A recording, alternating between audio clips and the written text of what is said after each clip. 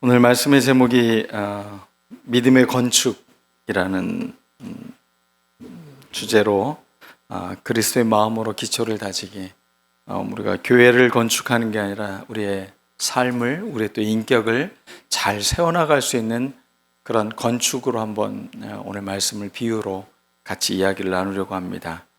우리의 신앙 인격이 세워진다는 것도 마치 건축하는 것처럼 우리에게 기초가 있고 그 위에 무엇으로 이렇게 쌓여져야만 하는 것들이 필요하다는 것입니다. 그래서 오늘 한번 우리 자신을 좀 해체해보고 내 안에 기초가 무엇이 있는지, 제대로의 기초 공사가 잘 되어져 있는지, 그리고 그곳 위에 믿음으로 어떻게 내가 건축을 할 것인지를 함께 이야기를 나누고 또 여러분의 삶에 든든한 신앙 인격으로 성장하는 그런 기회가 되었으면 좋겠습니다. 사람의 모든 실패는 사랑의 실패라고 말한 심리학자가 있습니다. 어찌 보면 평생을 자기가 사람들을 만나고 대화하면서 궁극적으로 사람들이 실패하는 이유는 사랑의 실패구나. 어린 시절 부모와의 관계에서의 그런 사랑의 실패, 자기 지금의 현재의 어떤 배우자, 또 사람들과의 관계 속에서 사람들이 주는 어떤 이런 부정적 감정들, 이런 모든 것들이 결국은 사랑의 실패에서 기인한다고 이야기하는 것입니다. 또 안셀름 그린이라는 신부님은 이렇게 이야기했습니다. 인간의 모든 위기는 사랑의 위기다라고 이렇게 이야기를 했습니다. 우리가 정말로 인생의 위기를 닥칠 때 어찌 보면 그것이 사랑의 위기가 아닌가 싶습니다. 여러분들의 마음이 이 사랑으로 충만하고 이 사랑으로 넉넉했을 때, 내가 누군가에게 충만한 사랑을 받았을 때를 한번 떠올려 보시기 바랍니다. 세상에 어떤 위협이 와도, 어떤 문제가 와도 넉넉히 이겨나갈 수 있는데, 사랑이 메마르고 사랑이 부족하면 어떻습니까? 작은 것에도 화가 나고 속상하게 마련인 것입니다. 오늘 여러분들의 이 신앙의 기초를 잘 다져서 여러분 안에 사랑으로 잘 건축되어질 수 있는 우리들 모두가 되었으면 좋겠습니다. 무엇인가를 세운다는 것은 참 어려운 일입니다. 그건 물리적인 세계뿐만 아니라 영적인 세계에서도 마찬가지입니다. 어떤 것을 잘 세우는데 거기에는 내공이 필요합니다. 오랜 경륜이 필요한 것입니다. 신앙도 우리가 믿음으로 하나님께 구원을 받는 그 출발은 있습니다. 그러나 그 믿음의 그 기초 위에, 신앙 위에 어떻게 이 내공과 경륜을 갖고 신앙 인격으로 탄탄하게 세워져 가는지는 그것은 우리의 또 다른 문제라는 것입니다. 구원이 신앙의 종착지가 아닙니다. 우리는 더 하나님과 닮아갈 수 있는 존재로 우리를 초대하고 있다는 것입니다.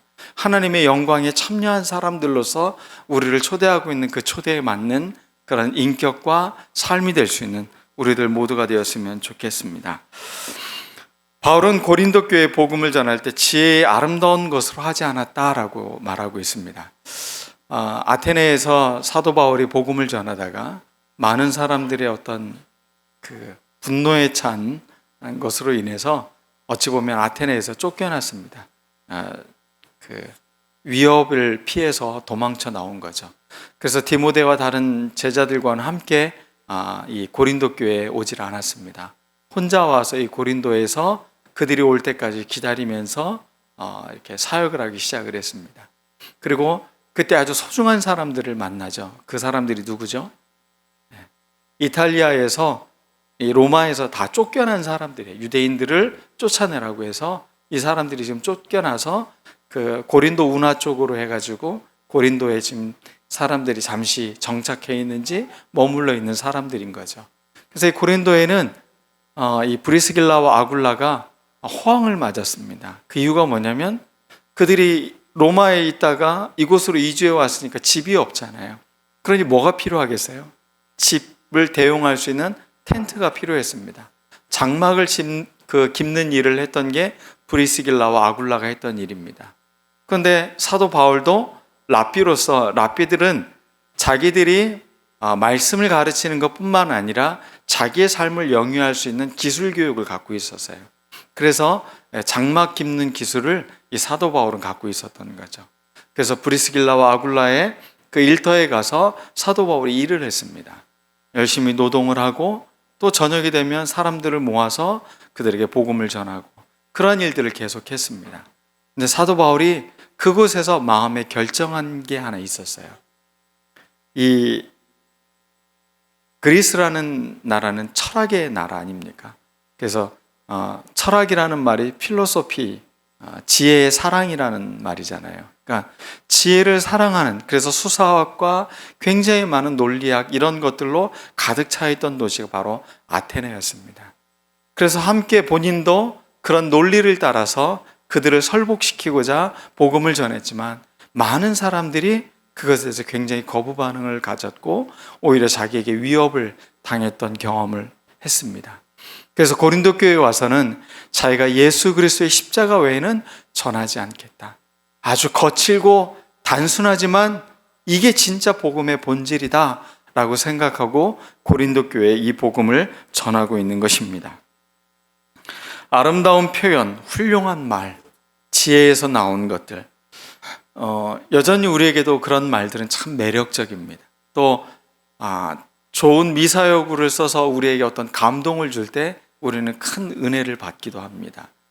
어떤 그 설교학자가 이 조사를 했더니 오늘 설교 말씀에 어떤 것이 은혜를 받았습니까? 라고 조사했더니 대부분의 사람들이 말씀의 본문의 은혜를 받은 게 아니라 예화의 은혜를 받더라는 겁니다.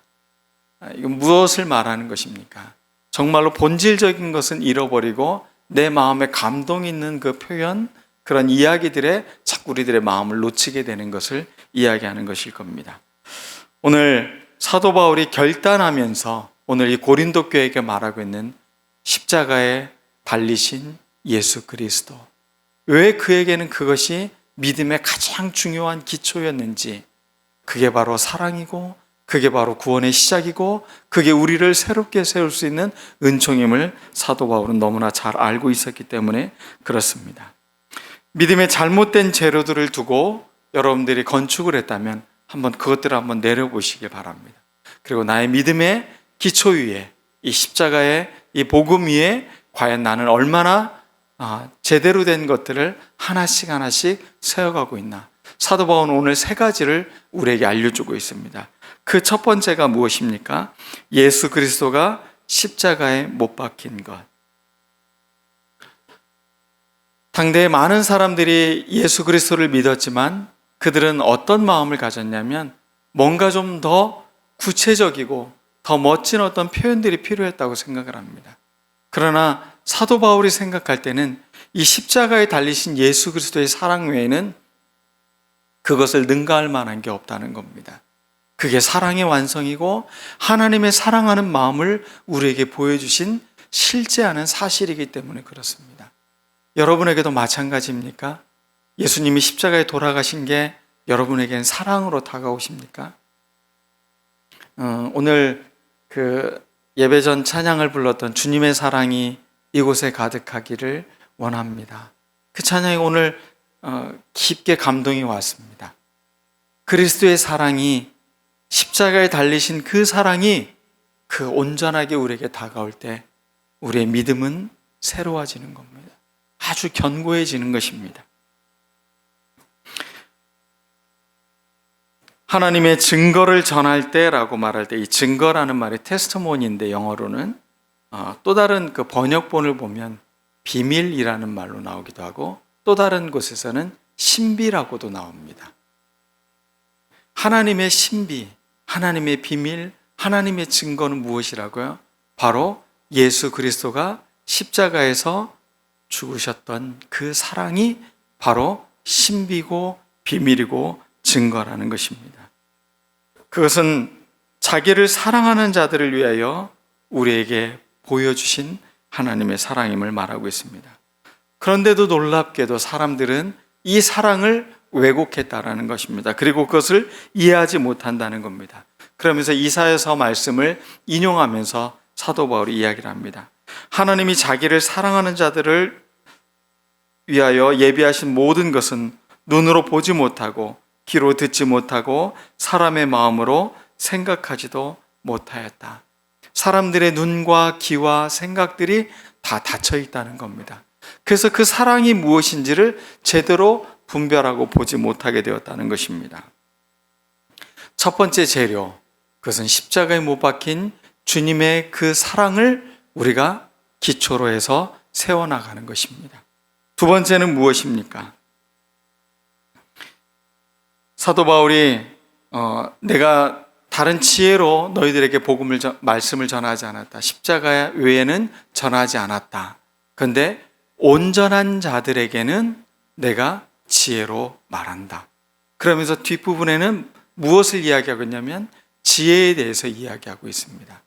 그 지혜는 너희들이 알고 있는 것과는 좀 다른 지혜다 라고 하면서 그 지혜를 설명해 주고 있는 것입니다.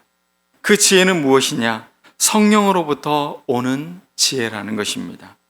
성령님은 모든 것까지, 심지어 하나님의 깊은 것까지도 영어 성경에 굉장히 재미있는 표현을 썼습니다. 서치라는 표현을 쓰고 있어요. 통달한다라는 번역을 서치한다라고 표현했어요. 여러분 재미있지 않습니까? 하나님의 그 깊은 것까지도 뭐 하고 있다고요? 우리 인터넷으로 서치를 하는 것처럼 그렇게 살피고 있다는 겁니다. 우리를 향한 하나님의 마음을, 하나님의 그 깊은 뜻을 서치하시면서 그것을 우리에게 뭐 해주신다고요? 알려주시는 분이 바로 성령님이시라는 겁니다. 그러므로 우리에게 성령이 충만하다는 건 우리가 하나님의 그 깊은 마음을 이해할 수 있다는 겁니다. 성령의 충만함을 받았다는 건 그 하나님의 마음을 우리 안에도 이해할 수 있는 능력이 생긴다는 것입니다. 이 온전한 자들이라고 표현한 이 표현이 참 중요합니다. 지혜를 말하는 그 대상, 온전하다라는 표현, 성숙한 그리스도인들을 말하는 것입니다. 영적으로 뭔가를 깨달으려고 하는 사람들에 대해서 이야기하고 있는 것입니다. 레온 사울이라는 그 심리학자이자 정신과 의사인 사람이 있습니다. 이 사람은 부부의 문제가 대부분은 어린 시절에 그 유아기 때 문제 때문에 사실은 부부 문제가 생긴다는 거예요. 그러면서 이 결혼과 또 관계 문제에서 어떤 것들이 생기는지를 잘 설명해주고 있는 책이 그분이 쓴 책들인데, 그분이 쓴 책 중에 정서적 성숙과 관련된 이야기가 있습니다. 그 중에 어떤 사람이 과연 성숙한 사람인가를 8가지로 설명을 하고 있습니다. 그 첫 번째가 무엇이냐면 독립적이고 책임성이 있는 사람이라는 것입니다. 여기서 독립적이고 책임성 있는 사람이라는 게 이게 첫 번째 이 사람이 말하는 성숙함인데, 반대의 표현으로 보면 핑계를 대거나 도피하는 사람, 그게 어린아이 같은 사람이고, 성숙한 사람은 뭐 하는 사람이라고요?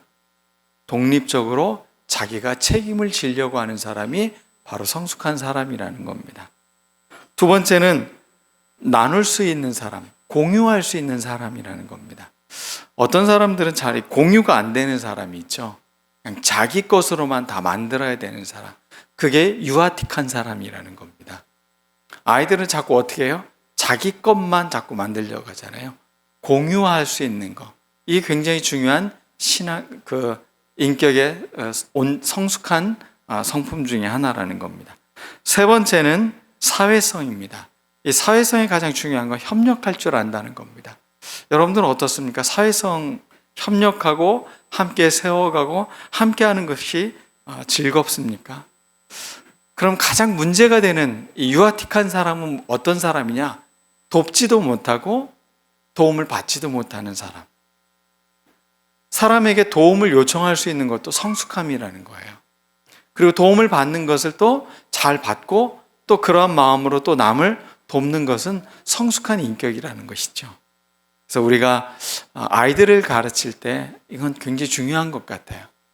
뭔가 문제가 있을 때 부모에게 도움을 요청하게 하는 거, 그리고 도움을 받는 것도 자연스러운 거라는 거, 그리고 그 마음으로 너도 누군가를 돕는 것이 자연스럽다는 것, 그게 아이들의 성숙 과정에 굉장히 중요하다는 것입니다. 그 다음에 네 번째가 뭐냐면 감정 조절과 관련된 겁니다. 절제입니다. 여러분은 어떻습니까? 감정 조절, 그럼 우리 다 약한 부분 아닙니까? 네, 솟구쳐 오르면 참을 수 없는 거. 근데 이것을 얼마나 잘 절제하고 그것을 잘 조절하느냐가 성숙함이라고 표현하고 있습니다. 그럼 미숙한 사람들의 특징, 이 감정에 휘말리는 사람들이죠. 감정 하나가 일어나면 그것을 온통 모든 것을 다 잃어버리는 거죠. 그 감정을 바라볼 수 있었으면 좋겠어요. 저는 이제 기도를 배우면서 침묵 기도를 배우면서 하나 좋은 점 중에 하나가 뭐였냐면 내 감정을 바라볼 수 있게 되더라고요. 사실은 화도 나고 속상한 일도 있고 슬프고 이런 감정들이 있잖아요. 그걸 갖고 주님 앞에 나아가는데 전에는 그 감정을 해소해야 내가 하나님의 은혜를 받았다고 생각을 했었어요. 그래서 막 정신없이 하나님 앞에 일러 바쳤어요. 누가 나한테 이렇게 했고 이래서 내가 굉장히 속상하고 막 이런 이야기를 했었다면 침묵 기도를 배우면서는 이 감정을 알고 계신 하나님 앞에 내 감정을 내어놓는 거예요. 이 굉장히 불편하고 어려워요, 사실은. 그런데 그 감정을 하나님이 만져주시는 그 순간 굉장한 은혜가 있어요. 이 감정을 내려놓을 수 있고 내 감정이 어떤 마음이 지금 일어나고 있는지 보이는 것은 은총이라는 겁니다. 여러분 지금 감정을 바라보고 계십니까? 여러분이 지금 화가 났습니까? 뭔가에 슬프십니까? 뭔가 내가 불편한 마음으로 가득 찼습니까? 그거를 해결하려고 하지 말고 해소하려고 하지 말고 뭐 하시라고요? 그것을 바라보십시오. 그리고 그 감정을 만져주시는 주님 앞에 이것을 그대로 내어놓으십시오. 그럼 하나님이 그 감정들을 만져주십니다. 이게 성숙의 비결이라고 오늘 심리학자도 이렇게 이야기를 하고 있는 겁니다. 그 다음에 5번째, 분노와 적개심을 구분하는 사람이라는 거예요. 화가 나면 옳고 그름도 안 따지고 화가 나면 다 적이 되는 상황, 이렇게 되지 않는다는 거죠. 분노와 적개심은 다르다는 거죠. 화가 난 상황에서도 무엇이 옳은지 무엇이 그른지를 판단할 수 있는 능력이 있어야 된다는 겁니다. 이거 정말 놀랍지 않습니까? 이 심리학자가 오랜 연구 끝에 그가 한 말, 성숙의 가장 중요한 것은 무엇이라고요? 감정을 잘 세분화할 줄 알고 그 감정이 자기의 옳음을 정당화하는 게 아니라 적어도 옳고 그름을 분별할 수 있는 그런 여유로움이 있어야 되는 것임을 알려주고 있습니다. 그 다음에 6번째는 현실을 직시할 수 있는 능력입니다. 현실성입니다. 선물이라는 단어와 현재라는 단어는 같은 단어를 쓰고 있죠, 영어는. 지금 우리에게 준 지금 이 순간은 큰 선물입니다. 은총입니다. 그것은 바로 지금의 현재를 바로 바라볼 수 있는 사람에게 주어지는 겁니다. 그런 사람이 미래가 있는 것입니다. 지금의 현실을 과거에 아팠던 감정으로 자기의 어떤 불편했던 것으로 자꾸 바라보면 현실이 어둡게 느껴집니다. 불편하게 느껴집니다. 현실을 직시해야 되는 것입니다. 그러므로 현실을 잘 파악하려면 성숙의 기회로 재해석해야 된다라고 이 레온 사울이 알려주고 있습니다. 재해석. 저는 이 단어가 사람이 성장하는 데 있어서 참 중요한 단어인 것 같습니다. 어린 시절의 눈으로 세상을 바라보면 세상이 온통 모순이고 나쁘고 불편한 것들이에요.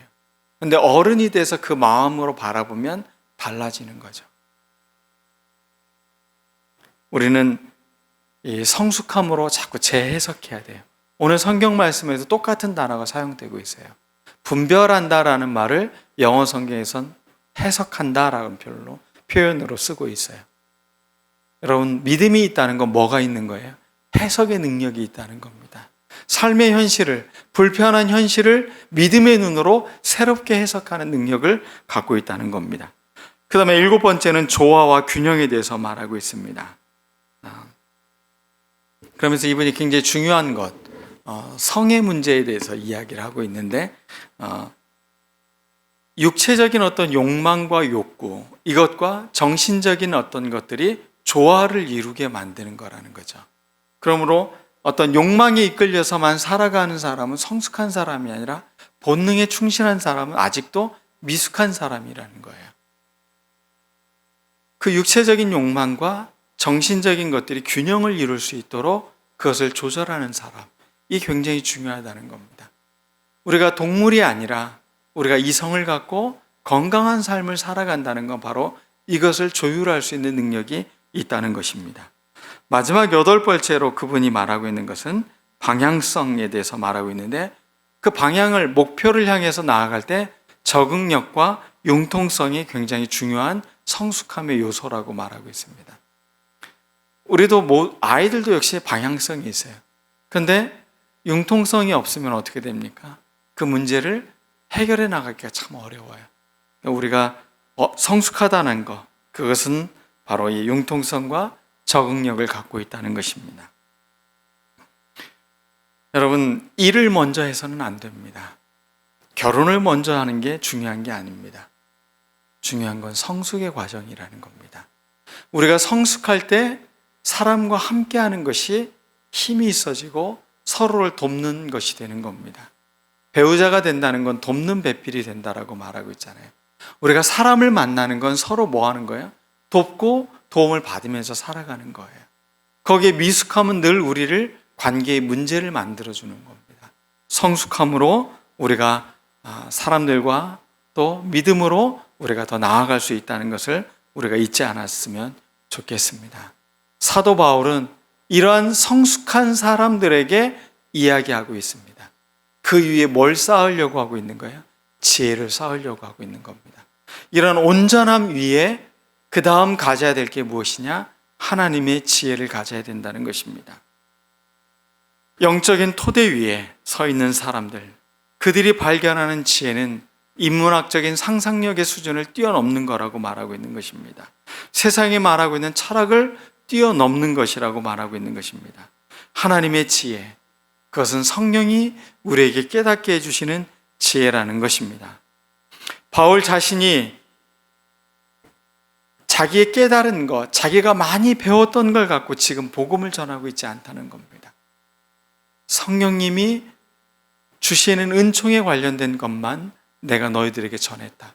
특별히 고린도 교회의 성도들을 향한 그의 절절한 마음을 느끼게 되는 구절인 것입니다. 하나님의 지혜는 그리스도라고 말하고 있습니다.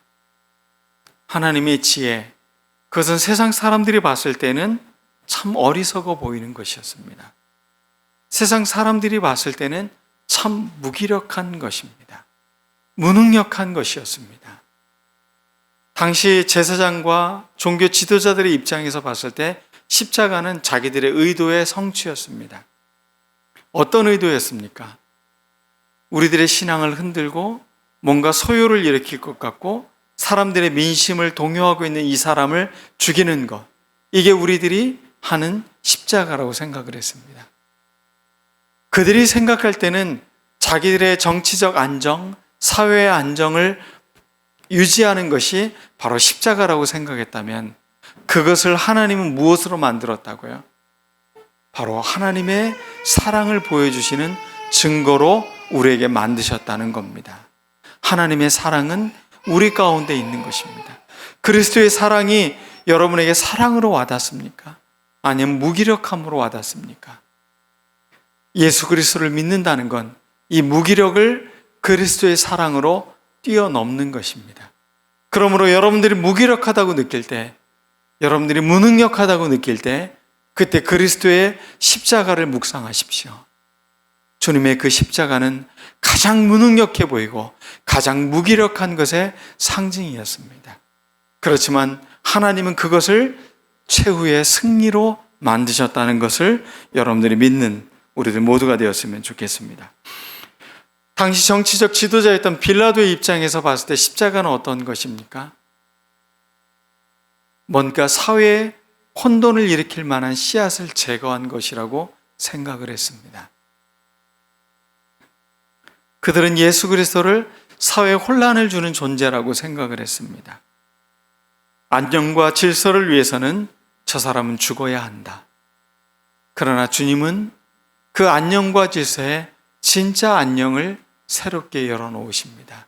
그 정치적 안녕, 빌라도는 예수님을 죽이고 어떻게 됩니까? 그는 그곳에서 총독의 자리를 잃어버립니다. 영원하길 바라며 그가 무죄한 예수님을 십자가에 못 박았지만 그의 삶에는 권력의 또 다른 밑바닥으로 떨어진 것을 볼 수가 있는 것입니다. 하나님의 지혜는 십자가에 내몰린 죽음을 통해 인류를 살리는 계획을 갖고 계셨습니다. 이 지혜를 깨닫는 게 우리에게 참 중요한 것입니다.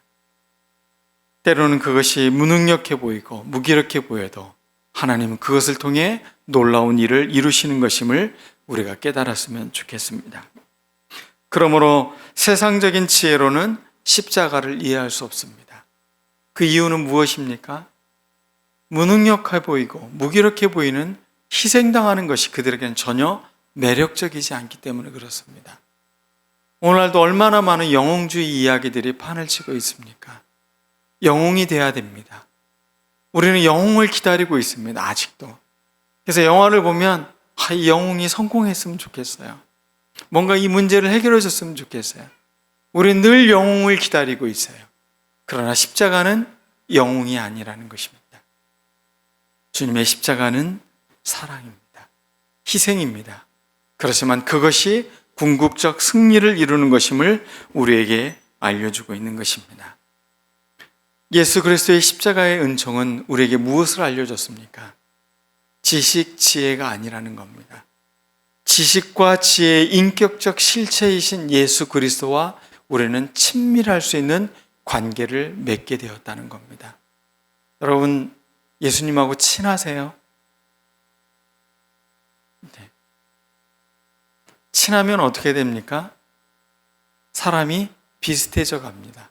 말투도 비슷해지고 생각하는 것도 비슷해지고 기호도 비슷해져 가요. 친하면 서로 닮아가는 거죠. 예수님과 친해지면 우리의 마음이 어떻게 된다고요? 그리스도를 닮아가는 것입니다. 하나님의 지혜는 은밀합니다. 감춰져 있다는 겁니다. 비밀이라는 것입니다.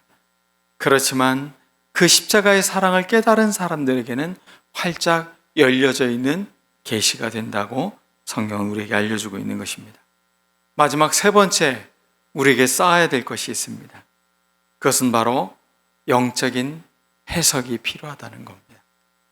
여러분의 신앙, 여러분의 삶, 여러분의 과거, 여러분의 어린 시절의 그 고통, 아픔, 상처, 이 모든 것들을 예수 그리스도의 신앙의 눈으로 새롭게 해석하는 능력이 여러분에게 있어야 됩니다.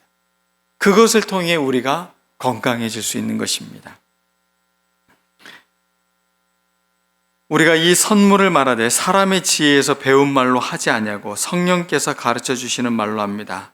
다시 말하면 신령한 것을 가지고 신령한 것을 설명하는 것입니다. 신령한 것을 가지고 신령한 것을 설명하는 것입니다. 이 설명이라는 말을 interpreting이라고 말하고 있다는 겁니다. 해석한다라는 말입니다. 여러분, 영적인 것으로 뭐 해야 된다고요? 해석해내야 돼요. 지금 여러분 앞에 있는 그 문제를 영적인 것으로 뭐 할 수 있어야 된다고요? 해석해낼 줄 알아야 되는 거예요. 그냥 눈에 보이는 사실이 아니라 그것을 해석해내는 눈, 그게 필요한 것입니다.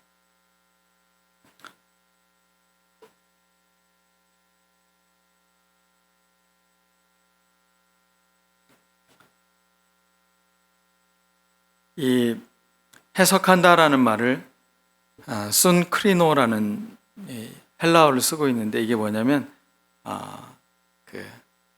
함께 뭔가를 이렇게 서로 연결해 가는 것에서 나오는 겁니다.